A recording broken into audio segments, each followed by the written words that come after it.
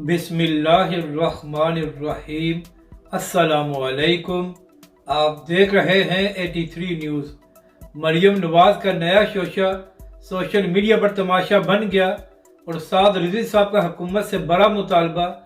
इस वीडियो में हम इसी के मुतालिक बात करेंगे, मगर इससे पहले अगर आपने अभी तक हमारे इस चैनल को सब्सक्राइब नहीं किया तो सब्सक्राइब कर लें और कमेंट्स के ज़रिए अपनी राय का भी ज़रूर इजहार करें। तो नाज़रीन कराम, मरियम नवाज साहिबा अक्सर ऐसे बयानात देती रहती हैं जिसके बाद सोशल मीडिया पर उनका तमाशा बन जाता है। तो 2 दिन पहले मरियम नवाज साहिबा ने सलीम साफ़ी साहब को एक इंटरव्यू दिया है। तो वहाँ पर मरियम नवाज साहिबा फरमा रही थी कि जब मैं जेल में बंद थी तो हुकूमत की जानब से मुझे इस्त्री फराहम नहीं की गई।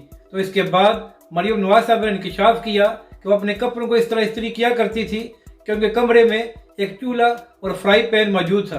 तो मरियम नवाज साहिबा ने कहा कि वो फ्राई पैन को चूल्हे से गर्म करके अपने कपड़ों को इस्त्री किया करती थी।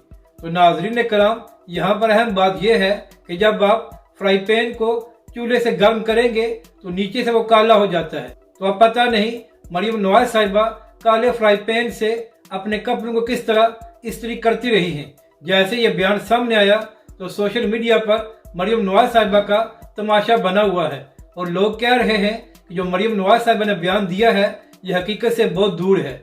अब बात करते हैं कि तहरीक लब्बैक के सरबराह ने हुकूमत से क्या मुतालबा किया है।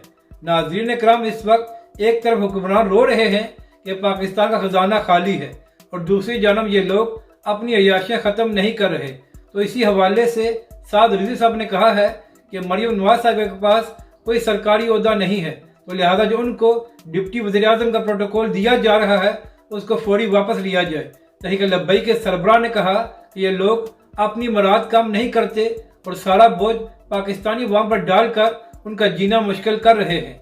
अपनी राय का ज़रूर इजहार करें कि आपको ये वीडियो कैसी लगी और हमारे इस चैनल को भी सब्सक्राइब करें।